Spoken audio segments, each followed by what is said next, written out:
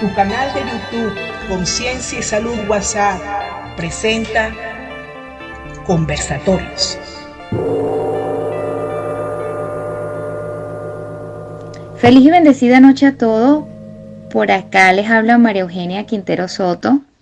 Y antes de presentarme quiero darle las gracias a la doctora Marien por la oportunidad, a Clarisa Santos por la conexión y a cada uno de ustedes por estar acá. Felicitarlos por darse la oportunidad de obtener información de mucho valor, como sé que comparten en cada foro chat que tienen la oportunidad de realizar acá. Bueno, para hablarles más de mí, tengo 14 años de experiencia como mamá, lo cual me ha motivado a cada día prepararme más y sobre todo en la actualidad con el tema de la salud mental. Soy abogado en Venezuela, sin embargo, desde el año 2014 me he venido preparando en programación neurolingüística, soy máster en PNL y certificada en el año 2015 como coach neurolingüístico con la organización Empodérate Líder de Costa Rica. Y actualmente acá en Estados Unidos me he certificado como técnico de la conducta registrado o RBT y terminando ya la licenciatura en psicología con la UAM, la Universidad de América del Norte de México. Es un placer y un honor poder acompañarles con un tema tan maravilloso como es la autorregulación emocional. Y para hablarles un poco, les voy a dar una definición muy corta acerca de lo que significa. La autorregulación emocional es esa capacidad que tenemos cada uno de nosotros de manejar nuestras propias emociones y comportarnos de la manera adecuada, es decir, de tener comportamientos adaptativos a la sociedad que nos rodea. Esto implica resistir las reacciones altamente emocionales, calmarse y tener la capacidad de ajustarnos a las expectativas. Ahora les pregunto y dejo un vacío en segundos, un espacio, un silencio, para que puedan responderse. ¿Cómo se sienten hoy si les pregunto emocionalmente? Hay una teoría que habla de 4 emociones principales, que son la rabia, la tristeza, el miedo y la alegría. ¿Cómo te sientes hoy? ¿Cuál de estas 4 emociones está más presente en tu vida? Sea cual sea tu respuesta, quiero además preguntarte cómo te quieres sentir. ¿Sí? Y todo esto, todo este trabajo de la autorregulación emocional viene muy de la mano con un tema que me apasiona, y no lo dije al principio en mi autopresentación, y es que fomento la crianza respetuosa, aunado a que soy una madre activista del autismo, ya que uno de mis hijos tiene la condición del autismo, y me enfoco mucho en este tema de la crianza respetuosa, con límites y teniendo presente los valores que cada uno tenemos desde lo que nos enseñaron en casa. Así inicio este tema y vamos a explicar una teoría que me encanta a continuación, donde les explicaré cómo funciona el cerebro a través de las emociones.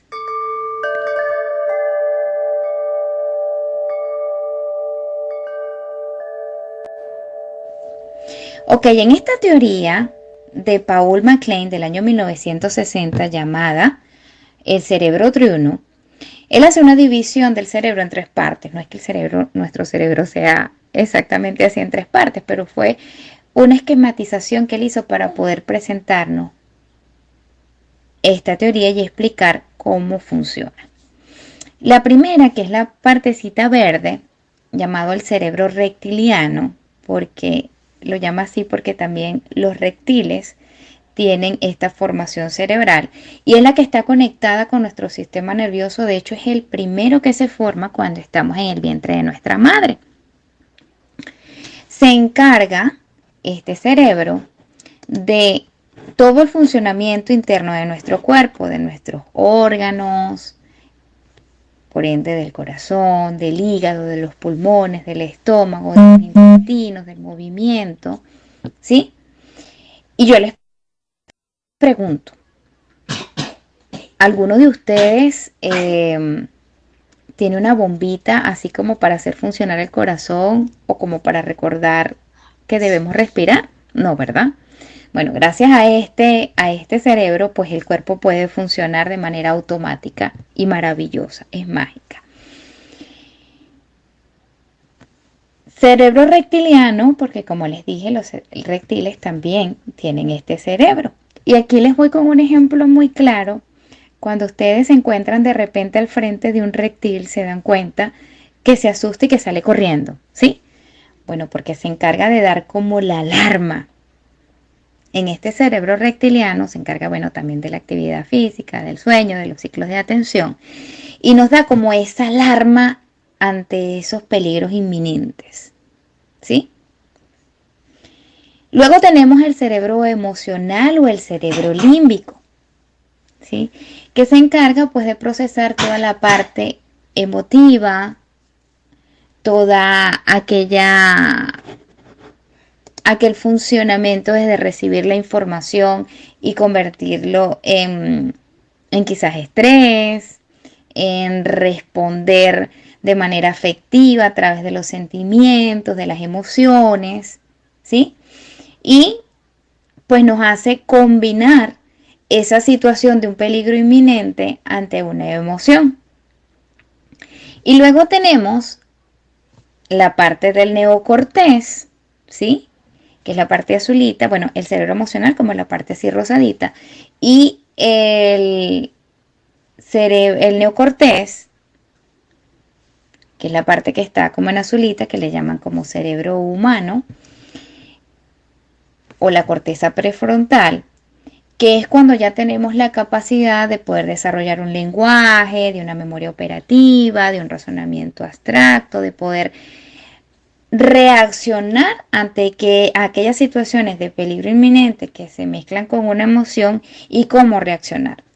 Y aquí va marcada mucho la diferencia de nosotros como adultos, que ya tenemos un cerebro neocortés más desarrollado, que se estila que puede ser hasta los 25 años o quizás un poco más, ante un niño que está en su etapa de infancia, ¿sí? Que si bien es cierto ya se ha desarrollado una parte, no está completa y no maneja la parte del razonamiento como el adulto, ¿sí? Por eso muchas veces ellos reaccionan más ante con el cerebro reptiliano y emocional que con el neocortés. Y por eso vemos a veces que hay niños que hacen pataletas y que no pueden autocontrolarse porque no tienen esa capacidad como nosotros de entender que no vamos a hacer una pataleta ante algo que nos disguste o que nos cause alguna emoción fuerte, sino que nos controlamos y quizás, bueno, a veces sale el carómetro, la trompita, como dicen, por ponerles ejemplos un poco jocosos, pero que son parte de ese filtro que no nos lleva a volver a actuar como niños, ¿sí? Aquí hay algo muy importante que les quiero mencionar. La reacción de los peques muchas veces se tilda de violenta o agresiva y hay una diferencia entre la agresividad y la violencia. Se estila que la violencia puede empezar a aparecer a partir de los 7 años, ¿sí? Porque ellos ya empiezan a manejar un poco más este razonamiento, tienen un poco más de desarrollado el cerebro neocortés, y por ende pueden hacer un comportamiento violento desde incluso saber la presencia de una manipulación.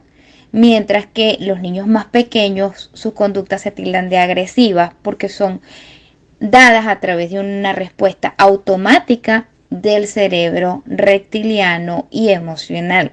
Por ejemplo, el niño que inmediatamente llora ante quitarle el teléfono o apagarle el televisor sin antecederle o explicarle el por qué, inmediatamente el niño va a llorar porque siente que está una amenaza ante algo que a él le guste, que lo va a hacer sentir mal.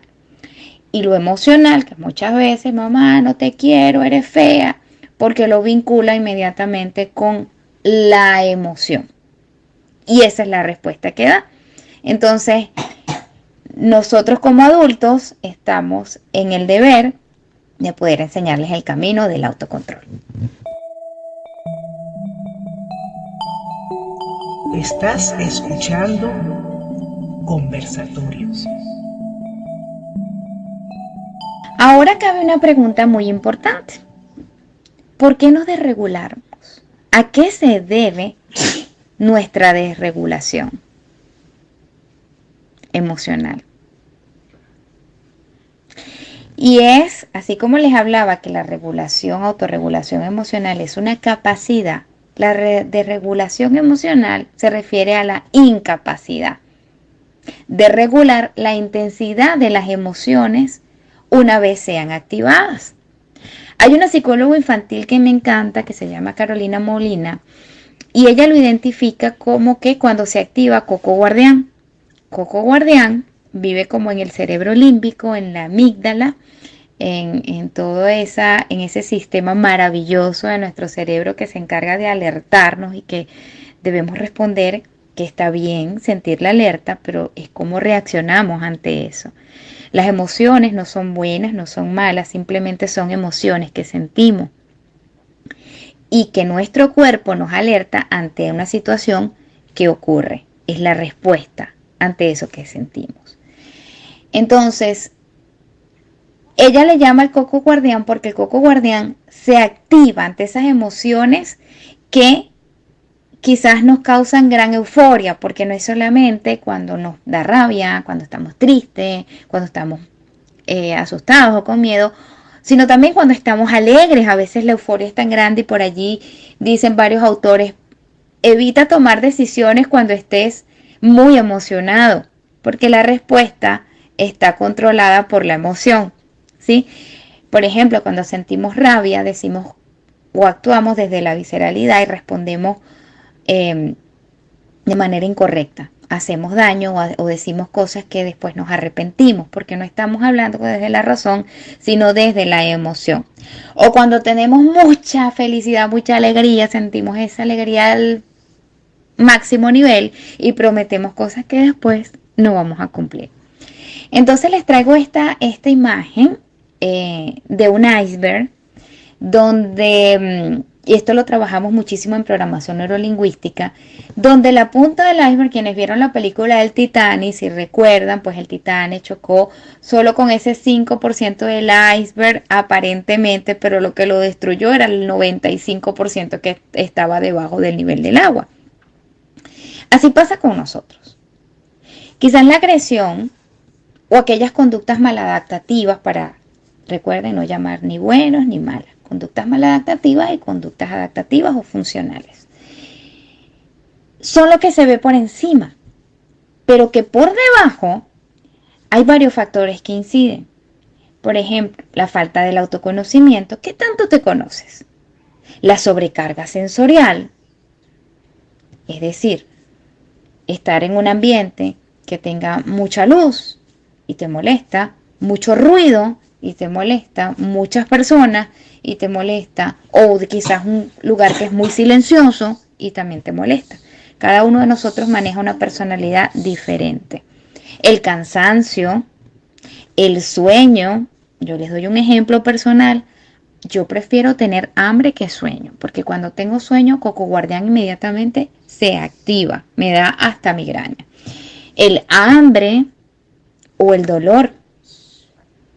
Y además sumándole memorias emocionales, traumas, heridas que nos hacen conectarnos con una emoción que nos da a la vez la cabida a una conducta de agresión, ¿sí? O muchas veces violencia. Inmediatamente viene la explosión, como llaman acá en inglés, el burst.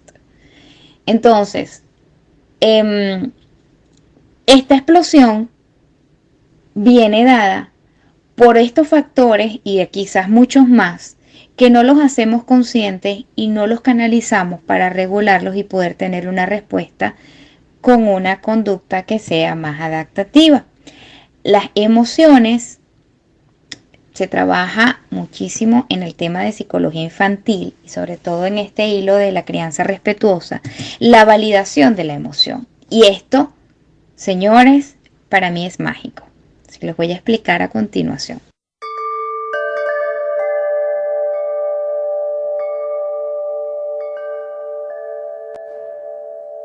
Para explicarles la validación de las emociones es necesario primero traerles una historia de un experimento que se hizo hace años con un grupo de personas a quienes a través de un encefalograma exponen a que puedan ver rostros de personas molestas, con rabia. Y a medida que iban viendo cada uno de los rostros, estas personas empiezan a mostrar a través de el examen que la amígdala cerebral se activa de manera impresionante. Les recuerdo que la amígdala cerebral, ubicada en el cerebro límbico, es la encargada de dar la alarma ante un peligro inminente, ¿sí? De dar la alerta, de activar todas las alarmas y que el cuerpo esté al tanto de que está ante un peligro y que debe responder. Pero mágicamente, entonces la respuesta neuronal era de mucho movimiento, porque la amígdala se había activado. Pero mágicamente, cuando le ordenan a estas personas, a este grupo de personas, que identifiquen la emoción y que la manifiesten, que digan que es rabia, rabia, rabia, validando la emoción, mágicamente esa respuesta neuronal empezó a calmarse y a estar más equilibrada. Y aquí funciona algo maravilloso que lo dice Daniel Siegel, autor de la teoría del apego. Nómbralo y dómalo. Así se refiere a él en cuanto a la validación de la emoción. En mi experiencia en el tema de la neurodiversidad, es decir, en poder vivir en casa la diferencia entre la condición del autismo y para quienes no tenemos el autismo, pero que tenemos otros rasgos en nuestra personalidad y que somos diferentes en el funcionamiento cerebral porque somos seres humanos maravillosos, he podido ganar respuestas muy positivas cuando hago la validación de las emociones, no solamente con mi peque que tiene la condición del autismo, sino también con mi hijo adolescente, incluso con mi mamá, con mi esposo, el poder conmigo misma cuando estoy en un momento de mucho estrés o de que una de mis emociones está muy activada y Coco Guardián está activo. Porque lamentablemente fuimos criados como analfabetas emocionales. Y no sé si a algunos de ustedes les pasó que, bueno, o llegaron a escuchar de casualidad que los hombres no lloran, que el que llora es débil, o el que manifiesta que está molesto es conflictivo, o el que es triste es débil, el que tiene miedo es cobarde, y así muchísimas creencias que nos privan actualmente de poder validar esa emoción y a la vez identificarla para liberarnos. Yo los invito a hacer un ejercicio muy fácil, que cuando se sientan ante una emoción, como las que les mencioné, estas principales, la rabia, la tristeza, el miedo y la alegría, ustedes la validen, ¿sí? Si están llorando porque están viviendo un episodio de tristeza, no sé, murió un familiar. Quizás el ejemplo sea muy, muy álgido, pero bueno, es lo que se me ocurre. Murió un familiar y lloran. Ok, estoy llorando porque estoy triste. Y estoy triste porque se fue un ser querido, ¿sí? Por eso estoy llorando y me siento triste. Decirlo, me siento triste, estoy triste. O cuando se sienten frustrados, que les da aquella rabia, siento rabia, tengo rabia. Y repetirlo, tengo rabia, tengo rabia, tengo rabia, hasta que ese nivel neuronal llega a calmarse y a estar más estable. Ese es uno de los primeros tips que les traigo para la autorregulación emocional. Además, esto es mágico, señores, pónganlo en prueba para quienes tienen hijos, en prueba. Cuando quieran tener más conexión con su hijo adolescente, no le preguntes cómo te fue en la escuela. Pregúntale qué sentiste hoy al ir a la escuela. ¿Cómo te sientes después de ir a la escuela? ¿Qué fue lo más bonito o qué fue lo mejor que sentiste hoy? ¿O qué fue lo peor que sentiste hoy? Cuéntame. Bueno, yo hoy tuve un día maravilloso porque esa es parte de la empatía y me he sentido feliz. O bueno, pasé una rabia, me sentí molesto porque fui a pasar el semáforo y una persona se me atravesó. Es una forma de hacer empatía en la conversación. Y les voy con otros tips para seguir con el tema de la autorregulación emocional. Estás escuchando Conversatorios.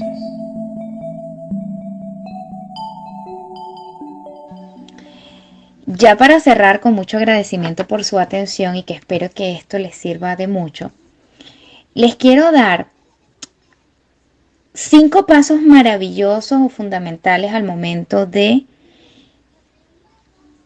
tomar la decisión de autorregular la emoción. Primero, tener en cuenta que tener una adecuada autorregulación emocional les permite ser capaces o nos permite ser capaces de generar equilibrio mental y efectivo. Y esto es mágico porque si nosotros estamos regulados, si nosotros estamos en calma, nuestro ambiente está en calma. Aquí es muy importante con nuestros peques, tengan una condición o no. Si ellos están alterados y nosotros nos alteramos, la consecuencia va a ser una explosión. Pero si ellos están alterados y nosotros desde nuestra calma, ¿sí?, podemos influenciar en ellos para que adquieran la calma, la situación va a ser más equilibrada, más amena, más efectiva, más funcional. Entonces, los invito, primer paso, tómenlo como recursos, ¿sí?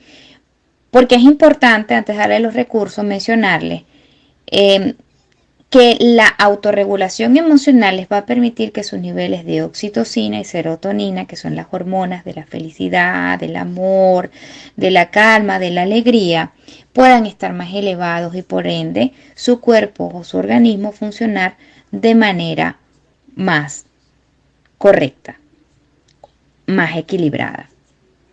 Y permite a la vez que el cortisol, que es la hormona del estrés, pueda bajar los niveles y el cuerpo no esté tan alertado, porque cuando nuestro cortisol está alto, nuestro sistema reptiliano y límbico está en una activación todo el día y es como si el cuerpo se sintiera amenazado. Entonces, ¿cómo funciona un cuerpo amenazado? Imagínense un carro que lo cargan todo el día a 200 kilómetros por hora, ¿sí? El cambio de aceite tiene que ser más rápido, el desgaste de los cauchos va a ser más rápido, sí, se va a deteriorar más rápido si pasa con nuestro cuerpo. Ojo, el cortisol en algunos momentos es bueno que esté un poco elevado porque bueno, también nos ayuda con la adrenalina, pero la idea es que sea un nivel lo más equilibrado posible y que la serotonina y la oxitocina se mantengan siempre presentes en buena función. Entonces, Primer recurso para la autorregulación emocional. Espacio de la calma. Aquí los invito a que puedan ubicar en su casa un espacio que sea de calma y los pueden acompañar con un cojín, con un trapo. Es decir, que si tienen ganas de llorar, abrazan esa almohada y lloran. Si tienen ganas de gritar, agarran el trapo, lo ponen en la boca, lo muerden y gritan. Drenen la emoción, identifíquenla. Si tienen ganas de golpear a alguien, pues agarran a golpes la almohada. Solos, cuidado, no vayan a hacer esto delante de otra persona y menos de un niño. De manera que ustedes puedan drenar esa emoción que sienten. Si se sienten miedo, sentirse seguros a través de ese abrazo. No hay nada que aporte más seguridad que un abrazo. ¿Sí? Se dice que los traumas son generados más por haberse sentido solo en esa situación amenazante a que haber vivido la situación amenazante. Entonces, segundo recurso, redirección de la emoción. Esto es maravilloso. Es decir, si nosotros sentimos una emoción que no está siendo funcional, por ejemplo, la rabia, ¿sí? Buscar redireccionar la emoción. Voy con un ejemplo que se aplica mucho con los niños. Si un niño está llorando porque está triste, ya que le pagaron el televisor o tenga rabia, además de ayudarlos a identificar la emoción, mi amor, estás triste, estás llorando porque se te pagó el televisor y querías ver más, pero ya hay un límite, eran 5 o 10 minutos. Vamos a jugar con los Legos, vamos a salir al parque, vamos a comer helado. Dale siempre alguna opción al niño. Recuerden que ellos no tienen la capacidad de la madurez cerebral en el neocortés como nosotros. Entonces, redireccionar la emoción, llevarlo a la calma, es muy positiva. Así con nosotros. Buscar, en coaching decimos, o en PNL, reemplazar o reencuadrar la emoción. Si siento rabia, ¿para qué siento rabia? Identifico la emoción y la reencuadro por una emoción que sí quiero sentir, porque en el momento de la pregunta es, ¿quiero sentir rabia? ¿Me gusta sentir rabia? No. No me gusta sentirlo, pero que sí quiero sentir. Calma, tranquilidad, paz, como ustedes quieran identificarlo.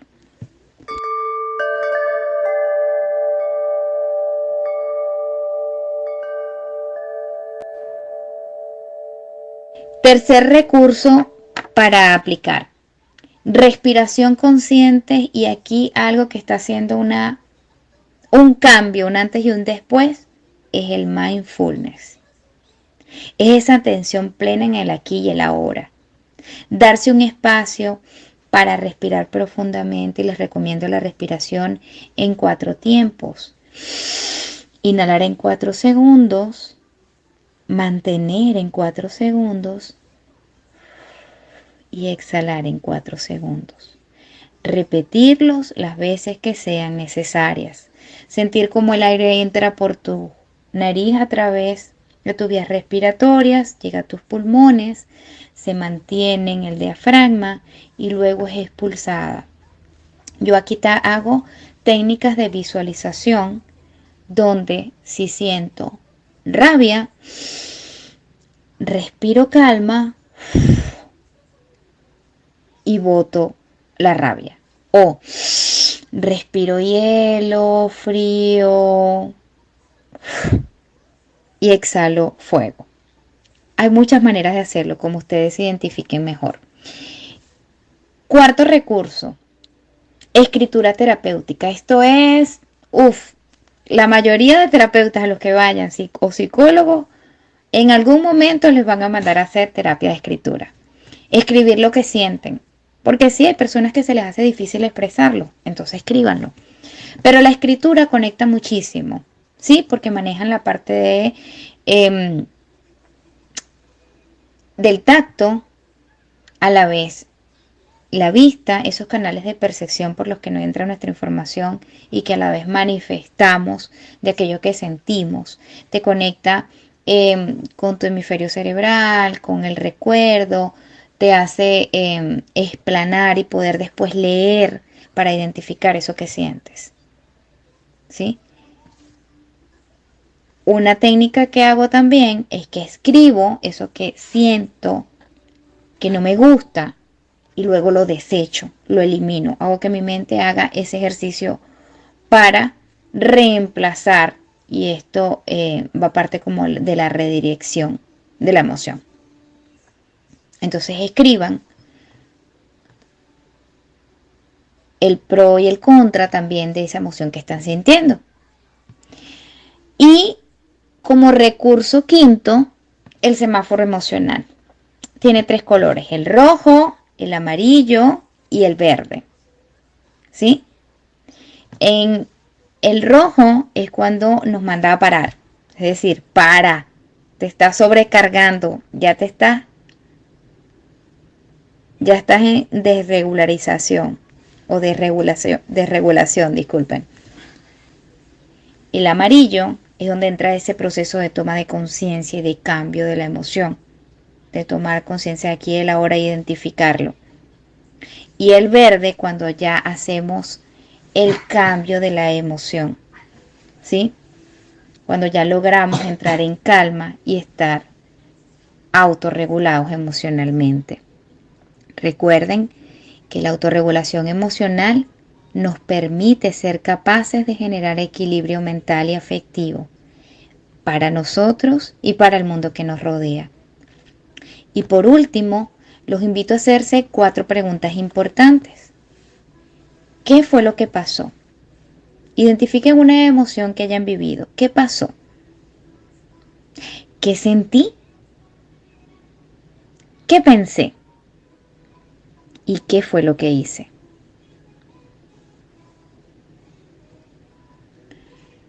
Para mí fue un gran placer estar con ustedes este tiempo, compartir parte de lo que no solamente he podido aprender a través de la teoría, sino de la experiencia, y con el corazón en la mano llenito de amor y agradecimiento, me despido de ustedes, invitándolos a ser conscientes y resilientes desde el amor más profundo que Dios nos da a cada uno de nuestros corazones. Los abrazo de la distancia y los invito a ser conscientes también de las condiciones mentales, de que seamos más empáticos y podamos coadyuvar a que esta sociedad cada día sea más amena, más funcional, más bonita, más llena de paz y por supuesto de más regulación emocional. Un abrazo para todos y feliz y bendecida noche. Por acá se despide María Eugenia Quintero.